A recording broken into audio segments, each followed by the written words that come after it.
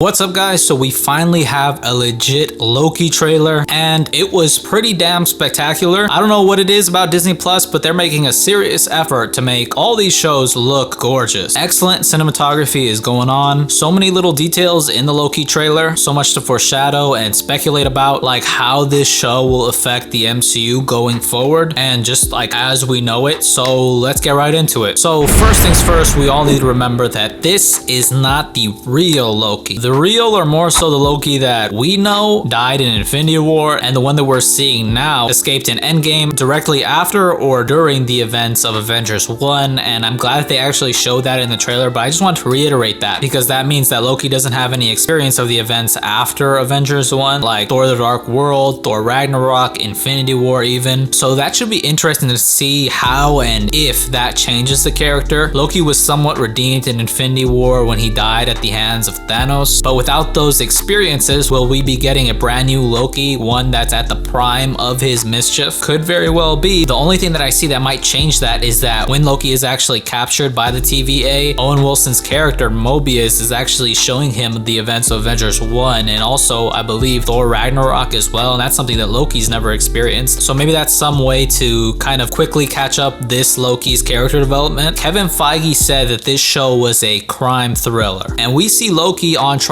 at the TVA and later in TVA clothes, so I'm guessing that he finessed some sort of a deal with the TVA so that he can help track down this hooded figure that we see in the trailer, who may be and very possibly frame Loki for whatever he's being tried for, and he's doing this in exchange for his freedom from the TVA. As for the hooded figure, at first I thought that it was going to be Kang the Conqueror, but I don't think Kang would just be running around like that setting fires. Soups seems to have figured it out though. He matched the gloves that this person was wearing to the cut-off gloves of Lady Loki in that leaked set pic that we got a while back. But as convincing as that might be, let's just say that's not the case. What if this could be who Richard Grant's character is, and he's playing maybe an older version of Loki? I know that they had talked about a younger version of Loki being in the show as well, so I know that they're not going to show everything. And always guys, I don't know if I mentioned this in a previous video, but remember, don't underestimate Marvel's misdirection. Never underestimate that. They will always do some bullshit to misdirect us, so don't forget about that. So maybe Richard Grant is playing an older version of Loki who actually did commit these crimes. I believe in the comics Loki could just change his form at will, and I think that's kind of how it is in the MCU, but I'm guessing in this show Lady Loki is going to be a Loki from the multiverse, a different dimension entirely, because as far as I know, Loki in the MCU hasn't messed with time really at all. So that's what really gets me thinking that he of course was framed. Either that or he's being blamed for all the time meddling that the Avengers did in Endgame, which will be interesting to see the TVA popping up in the movies in the future. Now I'm hoping that that is the case. I mean, there's going to be a lot of time travel in the future of the MCU with Kang coming in, so I can't imagine them not popping up in the movies, to be honest. I'm also very curious if Doctor Strange is aware of the TVA. I hope he is. That would be badass. Last thing really pertaining to Lady Loki is this image right here, which I, and I'm sure plenty of others at first glance, thought that this was Nat. Like, come on guys, at first glance, does this not look like Avengers 1 Nat on Vormir? You got the Nat look, the Nat vibe with this purple planet. Like, come on. If you didn't think that, you really can't front about this guy saying that you knew it was Lady Loki at first. Like, I mean, it's just science to think Nat when you see this image. It's just science. But of course, that cannot be the case, and I'm not trying to give y'all hope, but this doesn't really make sense because we know the hairstyle that Nat had in Endgame when she did make the sacrifice and looks even like a different suit. So I'm gonna say that this is Lady Loki, and with that hair that Lady Loki has in the leaked set pic, I mean, come on, it's basically, yeah, it's her. That's the exact same hair. So it's more than likely Lady Loki on this weird purple planet with that other planet breaking on top of it, which is just absolutely epic. Another interesting thing we see is Roxxcart, which looks like a branch of the Roxxon company. Roxxon's been in the MCU since the first Iron Man and hasn't really been explored much, at least not in the movies. I know in the TV shows that it has been actually delved into a bit, although this is going to be a TV series as well. This is a very big thing. Roxxon is basically that stereotypical big, evil, money-hungry corporation in the comics. The current leader of the company in the comics is a man named Dario Agger, who's essentially Jeff Bezos if Jeff Bezos could turn himself into a magical, big-ass, evil minotaur, which I'm not saying that he can't. I'm not claiming that he can't, because who knows? Who realistically knows?